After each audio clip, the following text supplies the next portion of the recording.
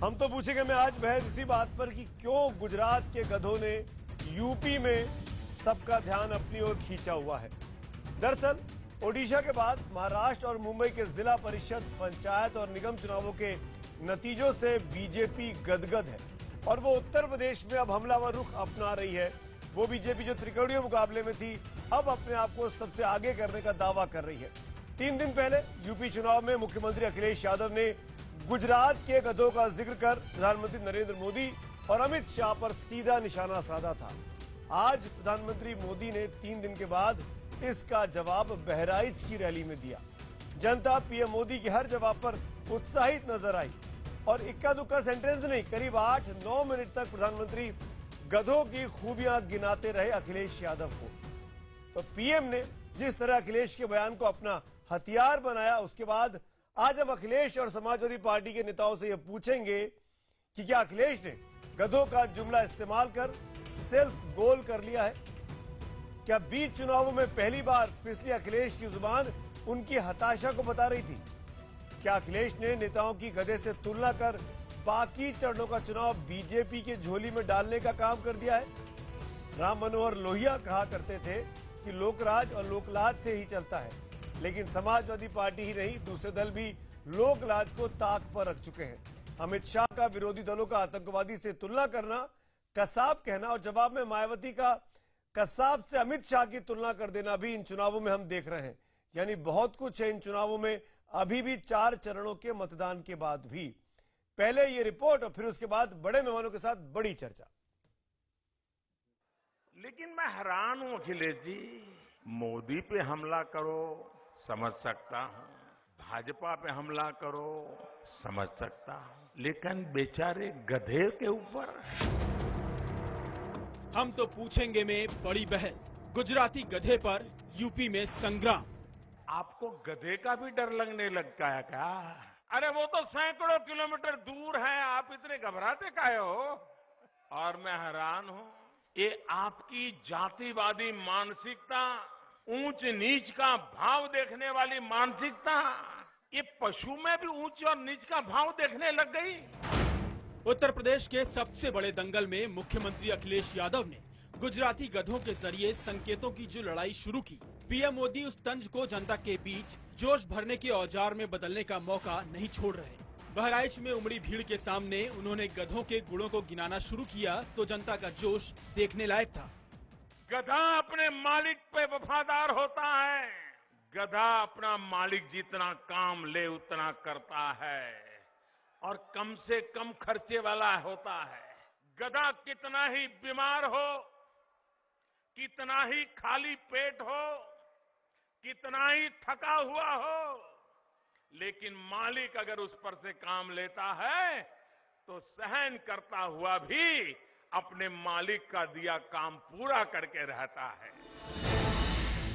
जनता के सामने गधे का गुणगान करने की वजह 3 दिन पहले अखिलेश का दिया बयान था।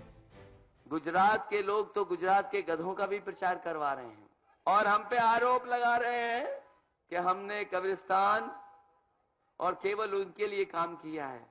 हम इस सदी के सबसे बड़े महानायक से निवेदन करेंगे कि अब आप गुजरात के गधों का प्रचार मत करिए। गुजराती गधे की इन खासियत से पीएम ने खुद को बेहद करीने से जोड़ा। ये 125 करोड़ देशवासी मेरे मालिक है।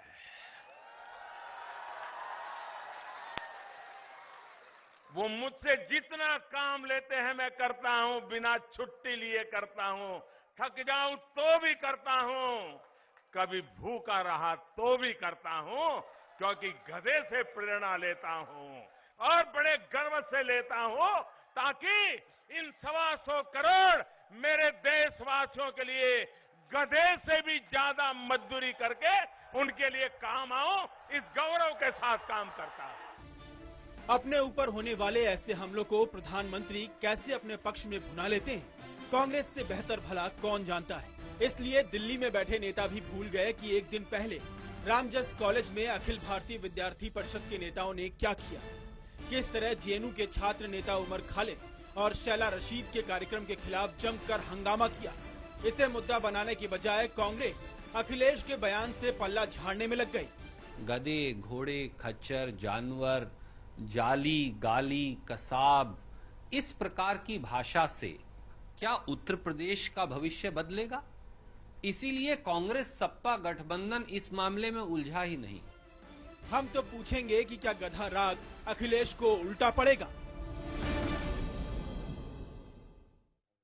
तो एक बार फिर सुनिए आज का हमारा बड़ा सवाल। आपके जवाबों का हमको लगातार इंतजार है कि क्या गधा राग अखिलेश यादव को भारी पड़ेगा।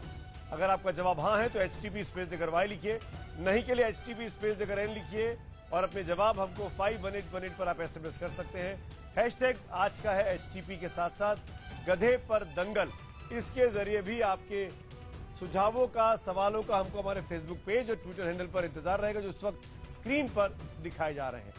बड़े मेहमान जो इस चर्चा में मेरे साथ जुड़ रहे हैं, सबसे पहले मेहमान कराता हूं, परिचय कराता हूं मेहमानों का जो स्टूडियो में मेरे साथ मौजूद है। मेरे साथ RSS के विचारक के तौर पर अभिजेश अवस्थी जी यहां पर मौजूद है, आपका स्वागत है।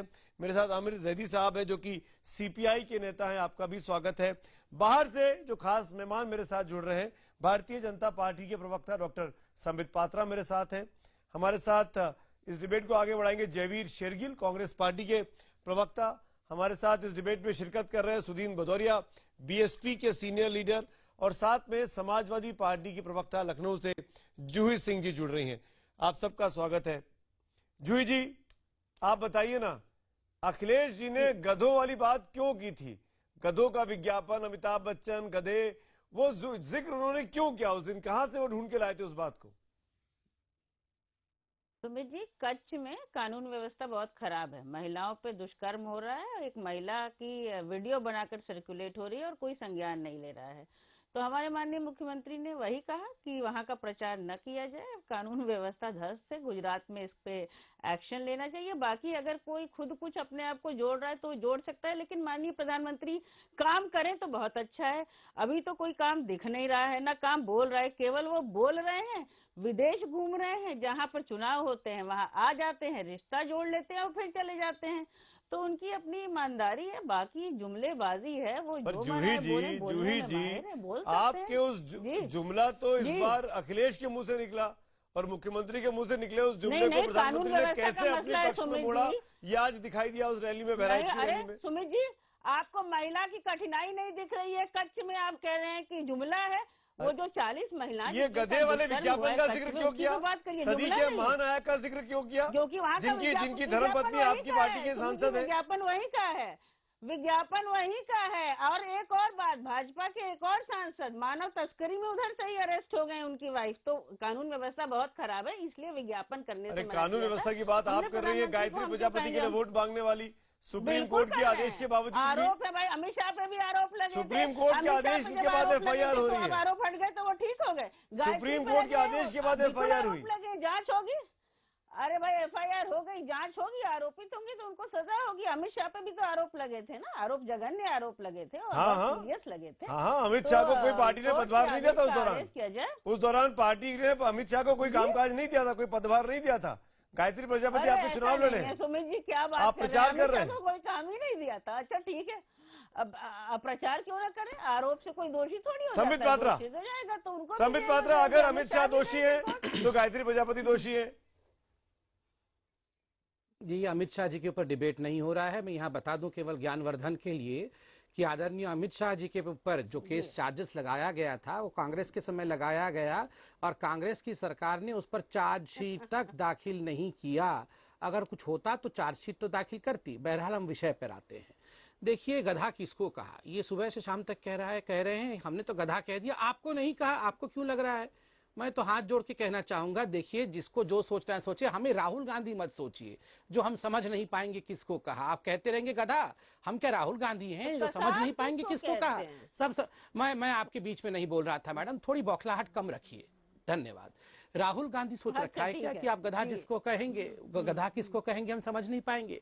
और दूसरी बात है, बताइए चुनाव हो रहा है उत्तर प्रदेश में, कानून के विषय में गुजरात जाके चर्चा कर रहे हैं। कानून के विषय में मध्य प्रदेश जाके चर्चा कर रहे। अरे गायत्री प्रजापति वो स्टेज से उतर के नीचे रोक क्यों रहा था? नहीं, आप सुनिए मैडम थोड़ा सा इस प्रकार डिबेट तो नहीं हो पाएगा ना। यहाँ तो कम से कम कानून की व्यवस्था बनाए रखिए। देखिए डिबेट में कम से कम कानून की व्यवस्था बनाए रखिए, यहाँ गुंडाराज मत करिए। मैं आपके बीच में नहीं मैडम, मैं बनाऊंगी बस, ये क्या दादागिरी हो रही है क्या? मैं बनाऊंगी, मैं अपने तरीके से बातचीत करूंगी, मैं बोलने नहीं दूंगी, ये क्या हो रहा है? ये आप ऐसे क्यों बिहेव कर रहे हैं? देखिए आप लोगों के इसी बिहेवियर के कारण उत्तर प्रदेश में कानून नहीं है, पता है आपको। देखिए आप एक महिला हैं, आप ये बताइए एक महिला दर दर भटकती रही और उसका FIR तक दर्ज नहीं हो पाया।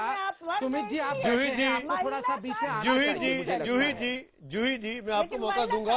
और आप जब बोल रहे थे तो कोई नहीं बोल रहा था बीच में, तो मैं उम्मीद करता हूं कि इस डिबेट को सभ्यता के साथ चलाते हैं। आगे संबित पात्रा 30 सेकंड में बात पूरी करिए। 30 सेकंड संबित। देखिए बहुत दुखद विषय है। आप जरा सोच के देखिए, एक महिला और उसकी बेटी के ऊपर अत्याचार होता है। अत्याचार इस हद तक कि उसकी बेटी को ICU में रखा जाता है। उस महिला को न्याय मांगने के लिए सुप्रीम कोर्ट जाना पड़ता है। और दुखद बात है कि प्रियंका गांधी, जूही जी, डिंपल यादव जैसे महिलाएं उसी स्थान में जाके उस महिला के बारे में बात नहीं करते हैं। गायत्री प्रजापति जैसे बलात्कारी के साथ स्टेज शेयर करते हैं। धिक्कार है, धिक्कार एकमात्र ऐसा शब्द है जिसका प्रयोग प्रियंका गांधी, जूही जी, डिंपल यादव जवाब दीजिए। फिर मैं सुनील भाई के पास आ रहा हूं। आप लोग क्या राज चलाएंगे? आप लोग एक पीड़िता के पीड़ा को नहीं समझ पा रहे हैं। आप लोग क्या राज चलाएंगे? बात कर लीजिए, मध्य प्रदेश। अरे गुजरात का चुनाव आएगा, आप लोग गुजरात जूही जी जाके आप लोग की ये हालत हुई। जूही जी प्लीज, जूही जी आपके ही पार्टनर है जयवीर शेरगिल, उनका नाम मैंने पुकारा है। जयवीर शेरगिल आपके पार्टनर है, अलायंस पार्टनर है, माना छोटे पार्टनर है, पर बोलने तो दीजिए जूही जी उनको। जयवीर जी बोलिए। वैसे भी महाराष्ट्र के बाद जयवीर जी क्या बोलेंगे वो तो सोच रहे हैं कि जूही समित जी प्लीज बोल दे तो ठीक है। समित प्लीज। जयवीर ये क्या इनका एकाधिकार है इन लोगों का? नहीं आपका भी अधिकार है सर। क्या ये कांग्रेस पहले का तो एकाधिकार है? सुदीन भाई मैं आ रहा हूँ इसके बाद। जयवीर जी नहीं उनका एकाधिकार लग रहा है। दो लोग एक मोर्चे के दो लोग बोलेंगे और हम लोग बोलेंगे नहीं इसमें। नहीं आप बोलेंगे ना, बिल्कुल बोलेंगे। आप निश्चिंत रहिए, मैं आ रहा हूँ। सुदीन अरे जनाब जयवीर जी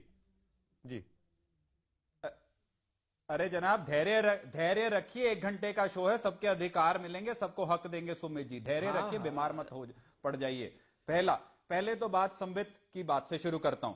संबित से शुरू करता हूं। राहुल गांधी जी पे ताना कसने वाले सही कहा कि राहुल गांधी और मोदी नहीं है और मोदी राहुल गांधी नहीं है, क्योंकि बहुत अंतर है। राहुल गांधी उत्तर प्रदेश को विकास स्थान बनाना चाहते हैं और मोदी वहां पे कब्रिस्तान बनाना चाहते हैं। राहुल गांधी रोटी कपड़ा मकान की बात करते हैं और नरेंद्र मोदी शमशान की बात करते हैं। हम किसानों और जवानों की सरकार बनाएंगे और ये बेईमानों की सरकार बनाएंगे। तो सही है कि दोनों बराबर नहीं है, बहुत अंतर है। देखिए आज अच्छा होता नरेंद्र मोदी जी गधे की खूबियां गिनाने से पहले और बाद ये उत्तर प्रदेश की जनता को बताते कि विकास के लिए क्या किया है।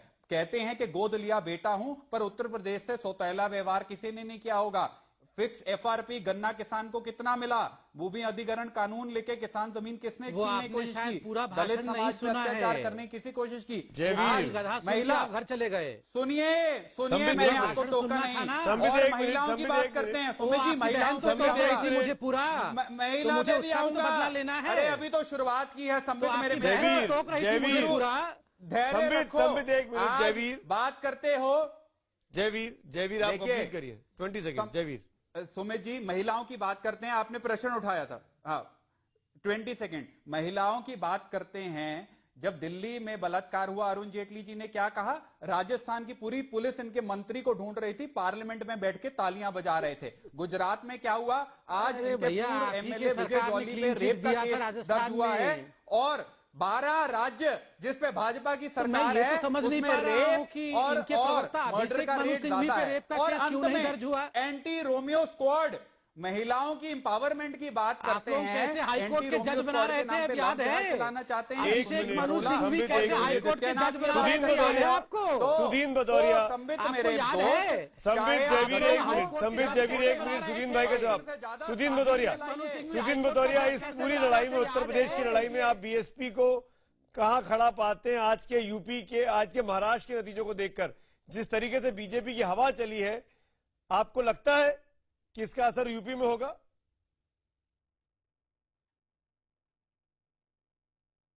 देखिए, जब मोदी जी न्यूयॉर्क गए तो अति उत्साहित बीजेपी के लोगों ने कहा कि मोदी जी अमेरिका में भी राष्ट्रपति का चुनाव लड़ जाएं तो वहां पे भी जीत जाएंगे। उसी तरह से कुछ टेलीविजन चैनल ये एक रिश्ता जोड़ रहे हैं महाराष्ट्र के निकायों के चुनाव से। आप जान लीजिए, उत्तर प्रदेश के अंदर जो चुनाव हो रहा है उसमें अखिलेश यादव को कसौटी भी बनाया जाएगा और मोदी जी को भी कसौटी बनाया जाएगा, और कसा जाएगा इस बात के लिए कि अखिलेश यादव स्वयं अपने आप कह रहे हैं कि मेरे लिए तो बोझ हो गई है कांग्रेस पार्टी, मजबूती नहीं है, मजबूरी है। एक तरफ तो ये है, अगर अच्छा काम किया होता तो ये मजबूरी नहीं हुई होती। ये मजबूरी इसलिए है क्योंकि मुजफ्फरनगर का दंगा हुआ, किसानों ने आत्महत्याएं की, बेरोजगार नौजवान भटक रहे हैं चारों। और जहां तक मोदी जी का प्रश्न है, मोदी जी 125 करोड़ की जनता के लिए तो बड़े चिंतित हैं। 125 लोग मर गए लाइनों में खड़े होकर, उस पर न ट्वीट किया न एक शब्द बोला। और इसके साथ साथ उनकी पार्टी की भी सरकारें चल रही हैं, जरा कुछ तो करें, कुछ शर्म करें। गुजरात में, कच्छ में क्या हो रहा है? आईएसआई के एजेंट तक इनकी मध्य प्रदेश। बिल्कुल, मैं ये दोनों सवाल संबित के पास थ्रो करूंगा, लेकिन ब्रेक के उस पास सुदीन भाई, मैं शुक्रिया अदा करूंगा जयदीप साहब का और विजेश अवस्थी का, उन्होंने अपनी बारी का इंतजार किया। ब्रेक के बाद तुरंत हाजिर होते हैं। बड़ी डिबेट लगातार जारी है कि आखिर दंगल पर, गधों पर बहस क्यों हो रही है।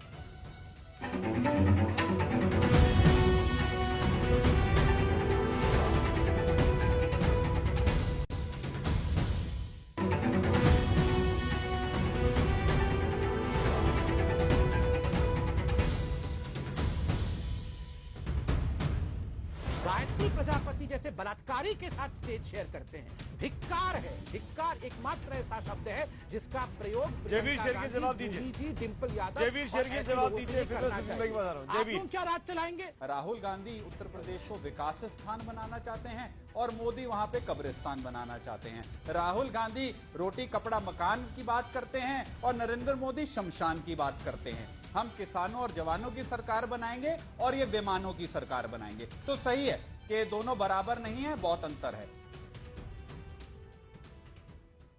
तो बीजेपी के लिए जैसे कि दिन अच्छे चल रहे हैं, महाराष्ट्र में हवा चल रही है, उड़ीसा के निकाय चुनावों में वो जीत रहे हैं, और तो और अभी तक के जो नतीजे मेरे सामने आए हैं हमारे इस एसएमएस और ट्विटर पोल में, वो भी बीजेपी के पक्ष में एक तरफा जाते दिखाई दे रहे हैं। आपके सामने स्क्रीन पर हैं। मैं लेके आना चाहूंगा जैदी साहब को और विजेश अवस्थी को इस डिबेट में। जैदी साहब, हमने दिल्ली में 2 दिन से एक आंदोलन देखा छात्रों की राजनीति को लेकर, और वो जरूरी है यहां पर चर्चा करना कि क्या जेएनयू का जो मामला शांत होता दिखाई दिया था बीते 4-5 महीनों में, क्या उसको जो खड़ा हुआ दोबारा एबीवीपी के प्रदर्शन से, आयसा और एसएफआई की जो लड़ाई हुई एबीवीपी के छात्रों से, आपको लगता है कि इससे भी फायदा बीजेपी को मिलेगा इन चुनावों में? देखिए, मैं शुरू वहीं से करूंगा।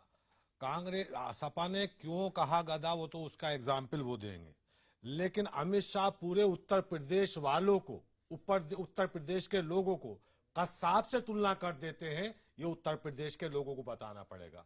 बिहार चुनाव में जाते हैं, अगर वहां हारने की बात करते हैं, जो बीजेपी को चुनाव वोट नहीं देगा तो उसे वहां पे भेजते हैं, पाकिस्तान भेजते हैं। उत्तर प्रदेश के जवानों को जाके कसाब बताते हैं, तो ये उत्तर प्रदेश की जनता बताएगी। इनके कसाब का चरित्र मैं बता देता हूं। बुरहानवादी को आतंकवादी कह के ये मारते हैं, उसके बाद में फिर उसे मुआवजा देते हैं, और फिर कश्मीर के ऑफिशियली कैलेंडर पे उसकी तस्वीर छापते हैं, और फिर जब उस पर हल्ला मचता है तो उस कैलेंडर को वापस लेते हैं। मध्य प्रदेश के अंदर आरएसएस के लोग, बीजेपी के लोग आईएसआईएस की मुखबरी करते हुए वहां पे पकड़े जाते हैं, पुलिस पकड़ती है, उस पे पूरा मीडिया उसका चुप रहते हैं। आज अगर मीडिया चुप रहा तो खबर कहां से पता लगी आपको? नहीं सर, ये तो छोटे मोटे, कोई डिबेट नहीं, सब जगह हुए, कोई डिबेट नहीं, सब जगह हुए चैनल पे कोई। और गुजरात का जो नालिया कांड हुआ वो तो मेरे चैनल ने ब्रेक किया। हमारी अपनी स्टोरी है जिसमें बीजेपी के 4 नेता पकड़े गए सर, जिनका हटाया गया। आप मेरे चैनल में बैठ के ऐसी बात कर ही नहीं सकते जयदीप साहब, चाहे वो सतना का एसआई का रैकेट हो, चाहे वो गुजरात का नलिया कांड हो जहां बीजेपी के नेता फंसे हैं। आप ये मेरे चैनल पे नहीं कह सकते, कहीं और आप कहिए जाके। सर सुन लीजिए, आपने ब्रेक किया, ब्रेक कांग्रेस पार्टी ने कल ब्रीफिंग जो की थी नलिया कांड पे, वहां पे न्यूज 18 इंडिया की क्लिप चलाई थी। जयवीर शेरगिल बैठे हुए, पूछ लीजिए उनसे। मैं नहीं कह रहा कि आपने ब्रेक नहीं किया, ब्रेक करके उसके ऊपर कोई डिबेट नहीं है। आज कहना चाहिए, अगर डीयू के अंदर एक सेमिनार होता है, ये कहां का इतिहास है? एक यहां मैं कहूंगा, उसके कत्ल पे मैं चुप था, उसके कत्ल पे मैं चुप था, मेरा नंबर अब आया, मेरे कत्ल पे आप भी चुप हैं, आपका नंबर कल होगा। अगर वहां पर कौन कहता है, क्या कहना चाहिए, उमर खालिद देश का नागरिक नहीं है? वो देश का नागरिक होगा, कश्मीर की आजादी की बात करेगा। उसने कब वहां कश्मीर की आजादी की बात की? अगर कोर्ट ने उसे छोड़ा है, कोर्ट ने उसे बेल पर छोड़ा है, तो कोर्ट ने तय करेगा ना, ये कोर्ट तय करेगा, एबीवीपी के गुंडे तय करेंगे कि जाके सेमिनार के अंदर प्रोफेसर को मारेंगे। अगर वहां पे पूरा सेमिनार रद्द हो गया था, वहां पे उमर खालिद नहीं गया था, तो फिर क्या जरूरत थी वहां जाके उन्हें आयशा के लोगों को मारने की? अगर उमर खालिद के नाम पर आपत्ति थी तो उमर खालिद को वहां नहीं आना चाहिए था। एडमिनिस्ट्रेशन ने क्यों बुलाया? दिल्ली विश्वविद्यालय ने क्यों बुलाया? जवाब दीजिए अगर बुलाया है तो उसे बोलने का अधिकार आप है। दिल्ली विश्वविद्यालय में पढ़ाते हैं, आप जवाब दीजिए। फिर मध्य प्रदेश के लोगों पर चुप क्यों है? में आऊंगा। बुरहान वानी को मुआवजा क्यों देते हैं? सुनते हैं जदी साहब, अब लीजिए अवस्थी। आमिर साहब, सवाल आपसे दिल्ली विश्वविद्यालय पूछा था, जवाब आप अमित शाह पर दे रहे थे, क्योंकि आपके अमित शाह कहना चाहिए पूरे उत्तर प्रदेश को, अगर वो बताएंगे, कहना चाहिए कसाब बताएंगे, तो जवाब मुझे देना पड़ेगा। मैं भी उत्तर प्रदेश का नागरिक हूं, चुनाव लड़ रहे हैं, मैं भी उत्तर प्रदेश का नागरिक हूं, बिल्कुल मैं उत्तर प्रदेश का नागरिक हूँ। ये उत्तर प्रदेश में है, अवनीश जी आप बोल चुके ना, अब आप सुनिए थोड़ा सा। उमर खालिद, दिल्ली विश्वविद्यालय में उमर खालिद को बुलाया जाता, वो उमर खालिद जिस देश के नागरिक अपने आप को आप कह रहे हैं, कह रहे मैं भी उत्तर प्रदेश में चुनाव लड़ते हैं, लोकतंत्र में आपकी आस्था है, वो कहता है कि भारत की बर्बादी होगी इंशाअल्लाह इंशाअल्लाह। ये उसे एक सेकंड जेल दे दिया है आमिर साहब, ये उसे कोर्ट अब आप बीच में मत बोलिए। आप उसे आमिर साहब करार नहीं देंगे, इस तरह से बात नहीं कोर्ट ने चलेगी। बेल दे दिया, उसे कोर्ट ने बेल दे दिया। अरे यार, बड़े हैं क्या? अगर कोर्ट ने बेल अगर दे दिया है तो उसने किसी आधार पर दिया होगा। जनाब कोर्ट ने बेल तो अमित शाह को भी दे दिया है, बात खत्म हो गई, हमने साफ हो गए दूध के, एक्सेप्ट कर लिया आपने। अरे आपके साथी लोग तो बोल रहे हैं यहाँ पे, तो सुनिए ना, नहीं कह रहे ना, अरे तो कोर्ट से बेल ही मिली है ना। 2002 के बाद अब तक बात करते रहे आप सुनिए, आप सुन लीजिए, सबका डिबेट कर लीजिए, डिबेट का हिस्सा है। बात ये है कि जानबूझ करके ऐसे लोगों को सेंटर में लेके आना, आज लोकतंत्र में सारी राजनीतिक दलों की विचारधाराएं अलग अलग हो सकती हैं, लेकिन अपेक्षा ये की जाती है कि कम से कम देश की सुरक्षा के नाम पर कश्मीर में जहां सैनिक मर रहे हैं, जवान मर रहे हैं, फिर बीच में बोल रही है, ये फिर बीच में बोल रहे हैं, ये फिर बीच में बोल रहे हैं, ये फिर बीच में बोल रहे हैं, पत्रकारों को आपने मारा, ये कोर्ट का पिज्जा तंत्र है। ये आप कैसे कह सकते हैं? आप कैसे फैसला सुना रहे हैं? इन्होंने मारा, अब मैं कैसे मारा? उल्टे, ये इनका दल उल्टा है, एबीपी का दल उल्टा है, क्लिप मौजूद है, बताइए किसने मारा? मैं बताता हूं ना। आप मध्य प्रदेश की बात कर रहे हैं, केरल में लगातार कुन्नूर में बेटे के सामने बाप को गोली मार दी जाती है। आप मुझे बताइए मध्य प्रदेश में आपके लोगों को साहब आप सुन नहीं पाएंगे, आपने जो हिंसा की राजनीति, आपने हिंसा की राजनीति कर रखी है ना, आप मुझे बताइए, उसके दिन अब बंद हो गए। आपके साथ मुझे बताइए कौन सी आपकी सारी दिक्कतें हैं, आप लगातार बोलते रहेंगे, अब आप बोलते रहेंगे। पूरे उत्तर प्रदेश में जैदी साहब आपकी से संबंध, आपकी बौखलाहट, जैदी साहब ये है, आप जब बोल रहे थे कोई नहीं बोल रहा, जमीन छिन चुकी है। आप ना पश्चिम बंगाल में ना केरल में आप लगातार सामने मैं वोट की राजनीति नहीं करता, अभी आप उत्तर प्रदेश की राजनीति कर रहे थे, अभी आप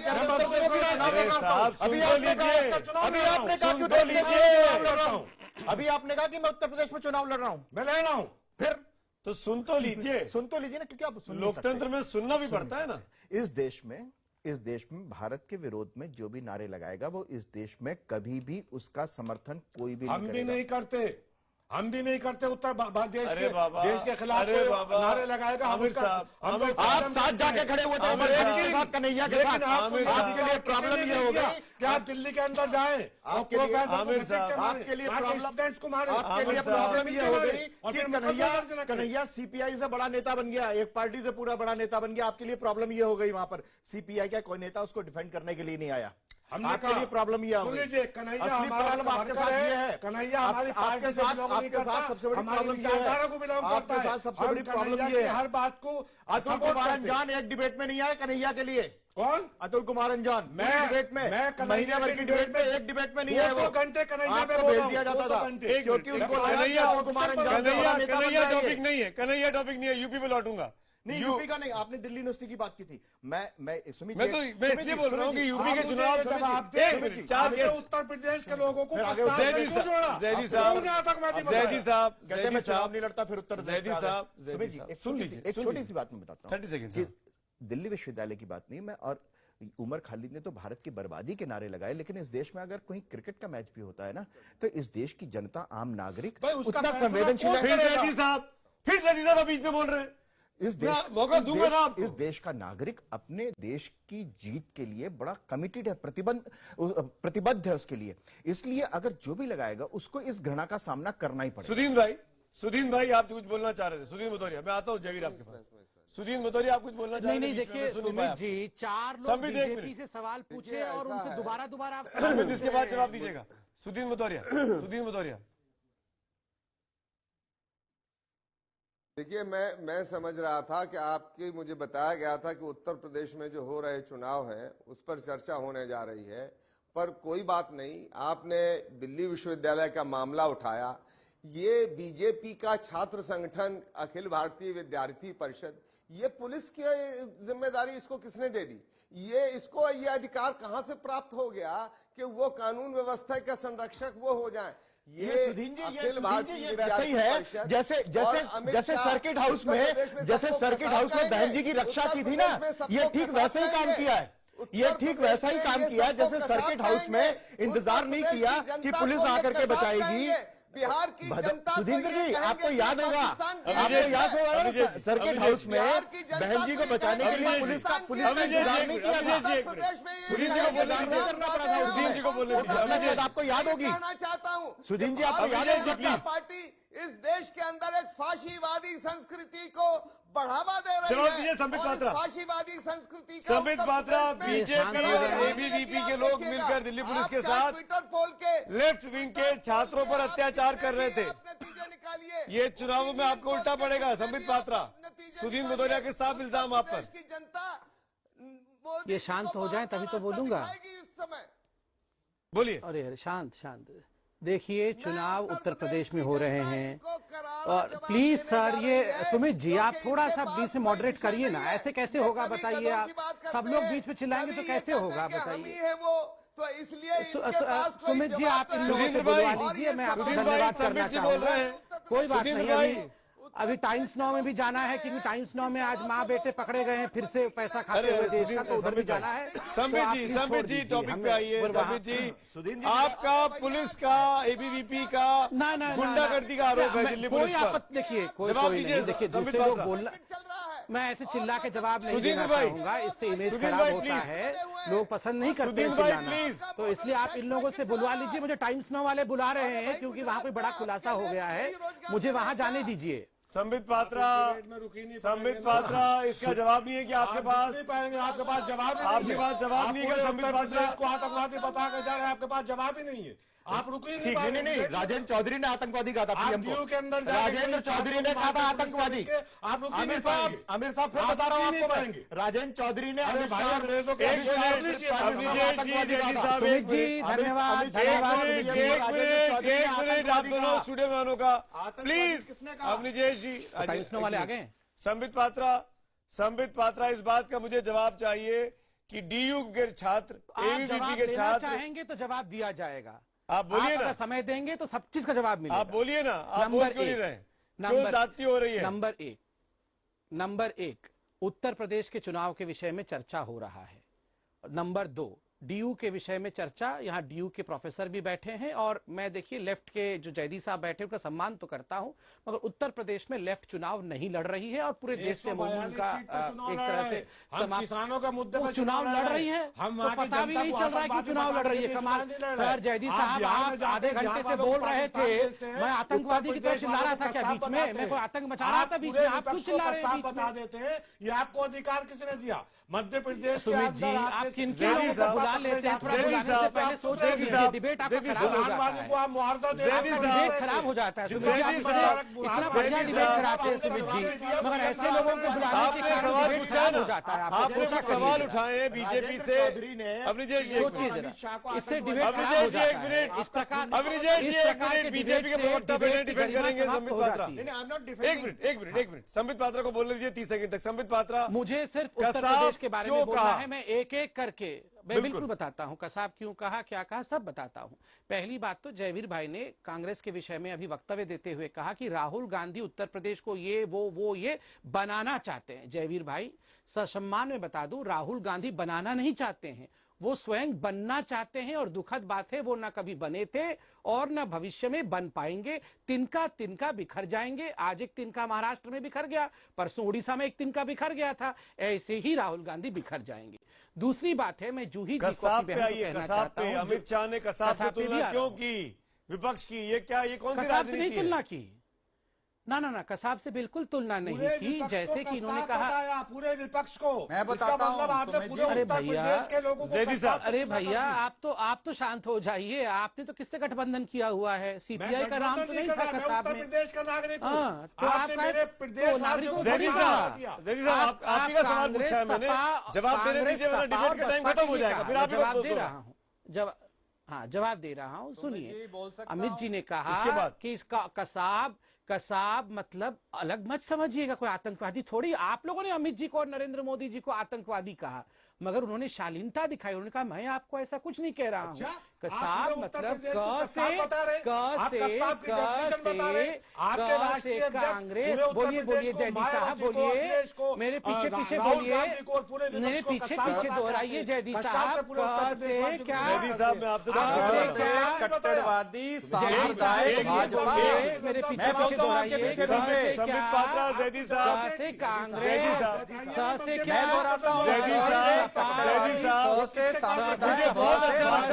अगर एक सवाल आप जूही सिंह से पूछते कि जब राजेंद्र चौधरी ने आतंकवादी कहा था, तब आपकी ये भाषा कहां थी, तब आपका ये जोश कहां था? एक ब्रेक के बाद जयदी साहब यहां पर मौजूद है, जूही सिंह भी मौजूद है। क्यों मौका दिया अमित शाह को कसाब की तुलना करने का विपक्ष के साथ? इस ब्रेक के बाद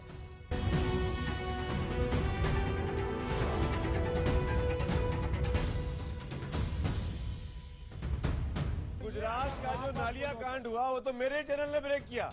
हमारी अपनी स्टोरी है जिसमें बीजेपी के 4 नेता पकड़े गए, जिनका हटाया गया। आप मेरे चैनल में बैठ के ऐसी बात कर ही नहीं सकते जयदी साहब। एक सेकंड जेल दे दिया आमिर साहब, उसे कोर्ट अब आप बीच में मत बोलिए। आप उसे आमिर साहब पकड़ाने नहीं देंगे, इस तरह से बात नहीं चलेगी। जयदी साहब कोर्ट ने बेल दे दिया। अरे यार, अगर कोर्ट ने बेल अगर दे दिया है तो उसने किसी आधार पर दिया। जनाब कोर्ट ने बेल तो अमित शाह को भी दे दिया। बात गधों की राजनीति से शुरू होती हुई दिल्ली यूनिवर्सिटी की राजनीति तक आई। इस डिबेट के दौरान तमाम मेहमान मेरे साथ मौजूद हैं। इस डिबेट को आगे बढ़ाऊं उसके पहले अब तक के एसएमएस पोल के नतीजे मैं आपको दिखा रहा हूं। जयवीर कुछ बोलना चाह रहे हैं, लेकिन आगे बढ़ूं उसके पहले नतीजे क्या कह रहे हैं अब तक की इस डिबेट के बाद, वो आपके सामने स्क्रीन पर है कि क्या गधा राग अखिलेश यादव को भारी पड़ेगा? हजारों की संख्या में एसएमएस आ चुके हैं।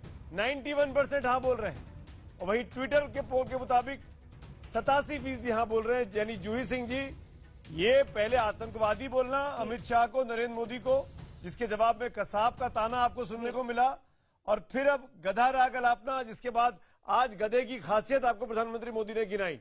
क्या ये सब बूमरैंग कर रहा है आपके अलायंस के लिए? जूही सिंह। सुमित जी मेरी एक रिक्वेस्ट है, आज मुख्यमंत्री ने एक प्रपोजल दिया है, क्योंकि उत्तर प्रदेश में प्रधानमंत्री ही मुख्यमंत्री बनकर भी चुनाव लड़ रहे हैं, तो उनसे और हमारे मुख्यमंत्री के बीच में आप ही एक डिबेट करवा लीजिए काम के बेसिस पे कि किसने कितना काम किया है। आंकड़े के बेसिस पे एक हेल्दी स्वस्थ डिबेट भी हो जाएगा, जनता को पता भी लग जाएगा। जब मैंने आपसे सवाल किया आतंकवादी वाला, गधे वाला, तब आपको काम याद आ रहा है? हाँ, वो भी मैं अब उसमें ये क्या बात हुई जूही जी? उसमें मैं बता दे रही हूँ।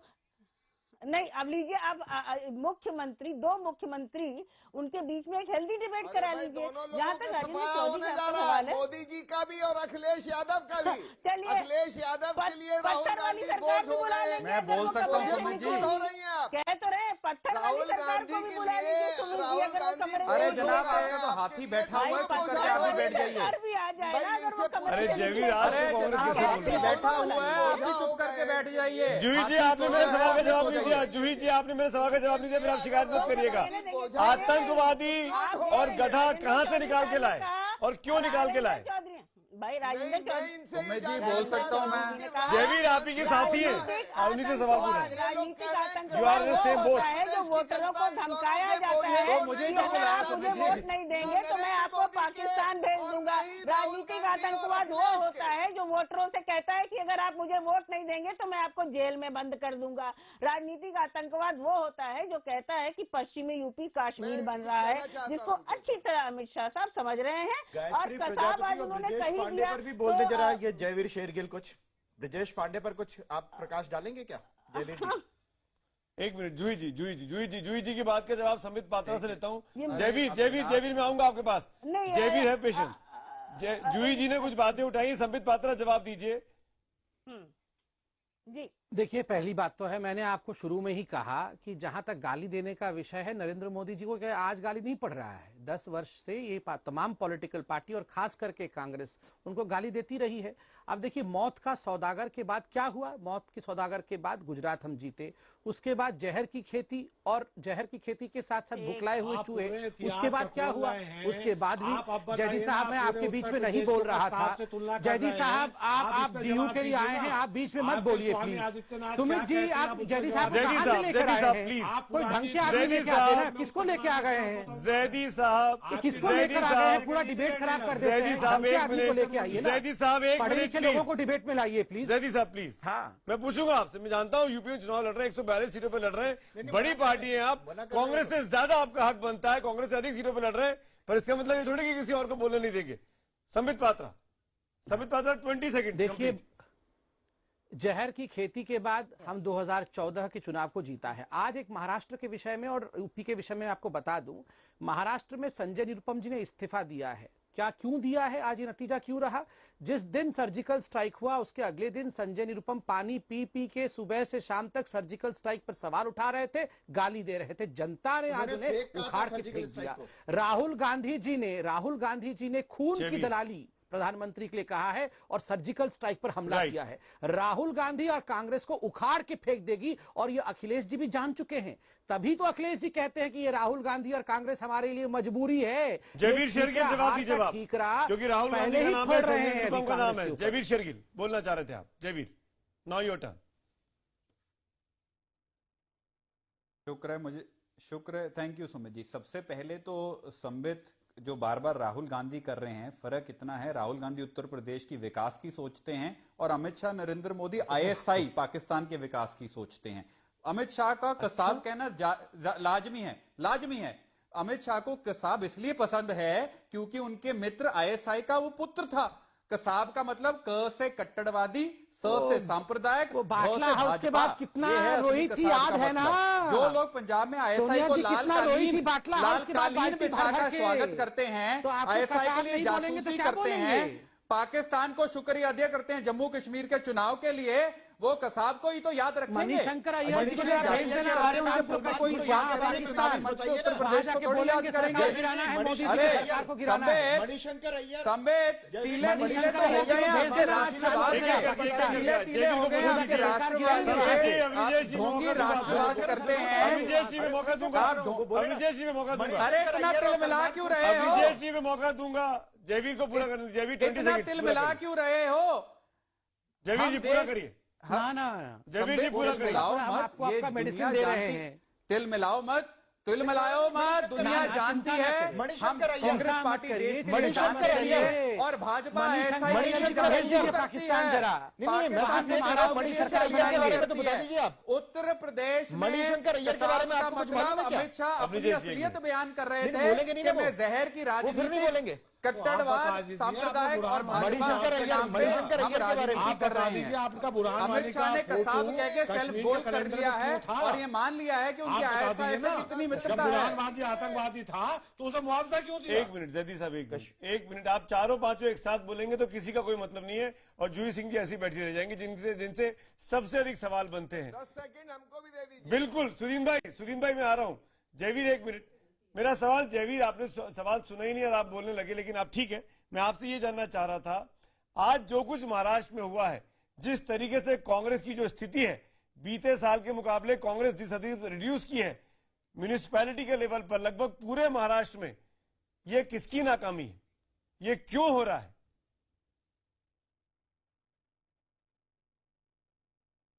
देखिए सुमित जी, आज भाजपा बीएमसी की इलेक्शन जीती है, उनको बहुत बहुत बधाई, शिवसेना को भी।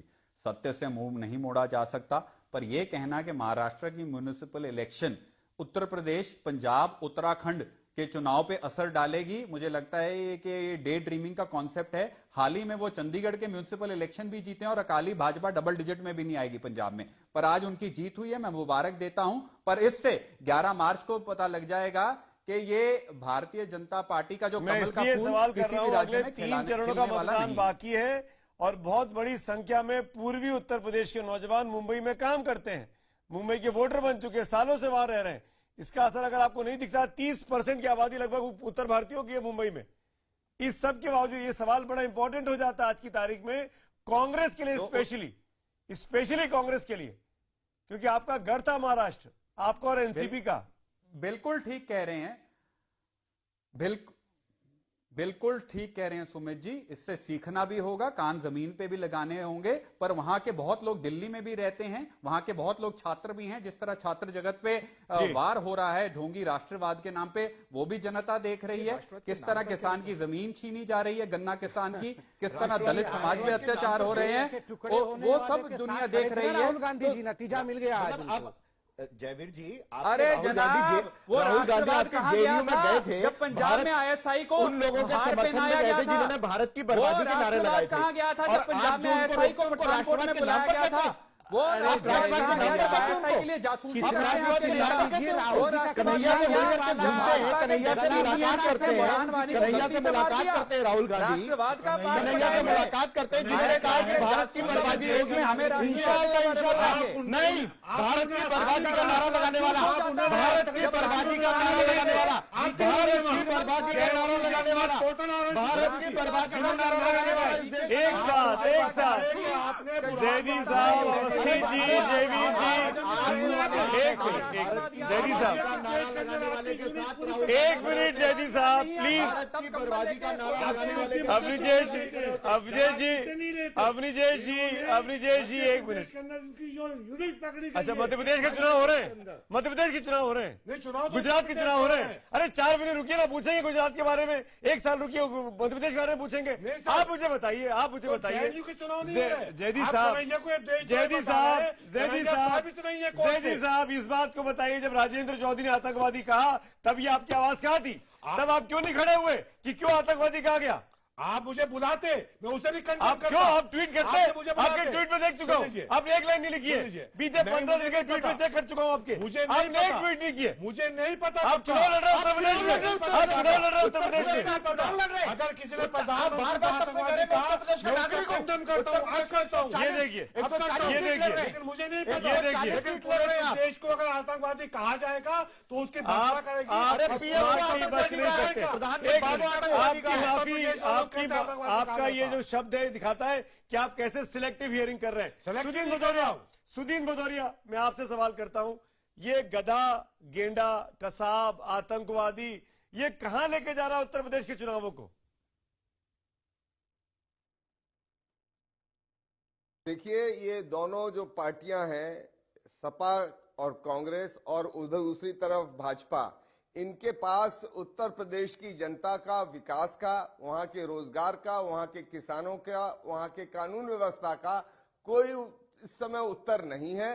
तो इसीलिए एक कोई कसाब कह रहा है, और जहां तक अखिलेश यादव है वो कह रहे हैं वो बोझा है, कांग्रेस पार्टी उनके लिए बोझा है। तो जब ये बोझा लेके उत्तर प्रदेश अपने कांग्रेस और सपा का बोझा ढोना चाहती है, और नहीं वो भाजपा का बोझा ढोना चाहती है, दोनों को निकाल बाहर करेगी। और इस समय बसपा और बहन मायावती जी फिर से बहुमत की जूही सिंह जवाब दीजिए, 11 मार्च को देखिएगा। जूही सिंह जवाब दीजिए सुदीन जी की बातों का। जूही सिंह, सुमित जी, ये भाई बहन की नोक जोक है, पत्थर वाली सरकार और जो कसाब कहते हैं, तो ये लोग आपस में अंडरस्टैंडिंग है। हम तो ये पूछ रहे हैं कि बुआ बबुआ कौन है? मऊ सदर ये बुआ बबुआ कौन है, बता दीजिए जरा। नहीं पहुंचा जी जी, आपकी बुआ है? भाई बहन हमारे क्यों होंगे भैया? बबुआ और बबुआ नहीं, हास्य रस ज्यादा है पप्पू संबित जी, चलेंगे थोड़ा ना पप्पू संवेदनशील चलेंगे। वो तो है ही, आप लोग और क्या है? आप लोग तो हास्य रसी हैं और क्या है? बुआ बबुआ, तो अभी तक बुआ बुआ करते रहते थे, आज बोल रहे हैं कि नहीं है। अच्छी बातों को सुनो। मध्य प्रदेश भी तो देना पड़ेगा ओपन डिबेट काम पर मध्य जूही प्रदेश सिंह जी, की पूरी यूनिट पकड़ी जाती है एक मिनट, करते हुए काम करते हुए। जूही सिंह जी, एक मिनट। अवनीजेश जी का एक सवाल है जयवीर शेरगिल के लिए, लास्ट मिनट। मैं एक ही सवाल कर रहा हूँ, लास्ट 20 सेकंड।